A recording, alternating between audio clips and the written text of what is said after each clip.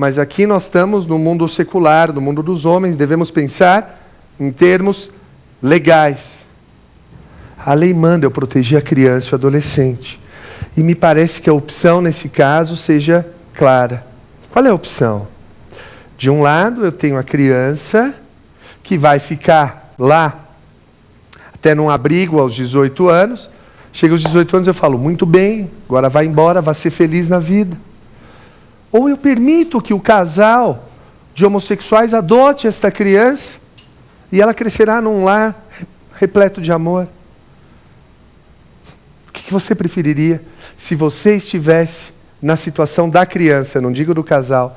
Porque é muito fácil nós nos colocarmos na situação do casal. Eu pergunto na situação da criança. E o Código manda proteger a criança. O que eu quero dizer é, a jurisprudência tem admitido a adoção por homossexuais. E me parece que essa é a opção, efetivamente, que a lei determina, embora ela expressamente não autorize. Tudo bem? Ok?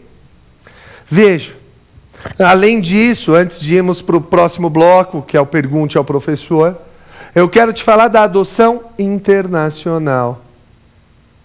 Pode haver adoção internacional? Pode.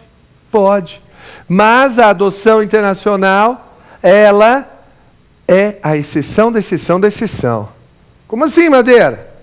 Ora, a regra é a família natural. A exceção é a família substituta. Guarda, tutela e adoção. A adoção internacional, então, é ainda mais exceção. É isso que eu quero que entendam. Mais exceção. Para o ECA, para o Estatuto da Criança e do Adolescente, eu só mando uma criança para fora do Brasil em situações absolutamente extraordinárias. Ok? Exceção da exceção da exceção. Vejam, senhores, além disso, é importante lembrar um tema que é o seguinte, o consentimento. Os pais biológicos, os pais que constam do registro, precisam concordar com a adoção. Pode ser dispensada a concordância deles? Pode, mas em regra eles têm que concordar. E vejam, além disso, o que eu quero que fixem? Fixem a seguinte ideia.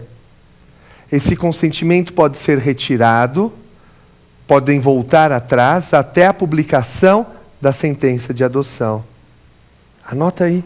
O consentimento dos pais pode ser retirado até a publicação da sentença de adoção. Está claro isso? Nós vamos agora ao próximo bloco, em que responderemos perguntas enviadas por candidatos de todo o país. No próximo bloco, inclusive, você saberá qual foi o meu caso mais difícil nesses 10 anos de magistratura, que envolve direito de família. Até já!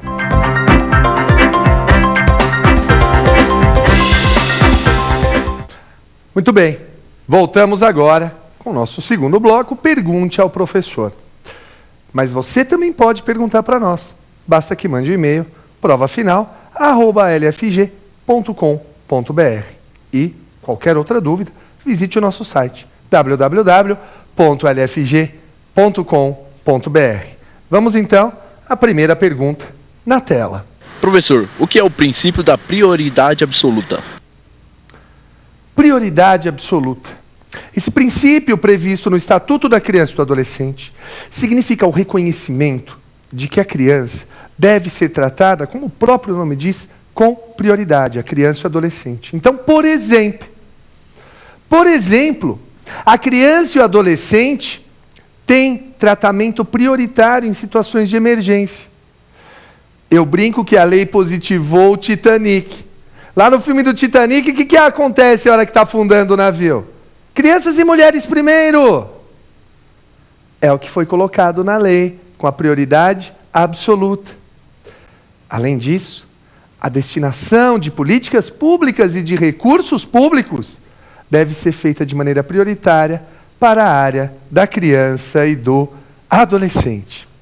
Vamos agora para a nossa próxima pergunta. Na tela. Professor, o que é família substituta? É regra para o ECA? Aqui, o tema é absolutamente fantástico.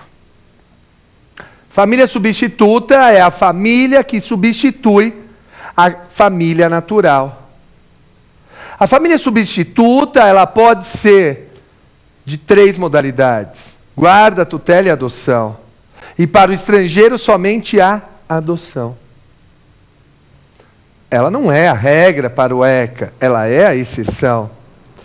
E quando eu penso em família substituta, eu penso no meu caso mais difícil como juiz em 10 anos de carreira, que eu completo agora, nesse 2009.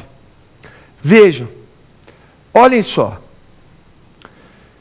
Eu me vi numa situação, porque normalmente se pensa, o difícil como juiz é julgar casos criminais complicados, ou casos de corrupção.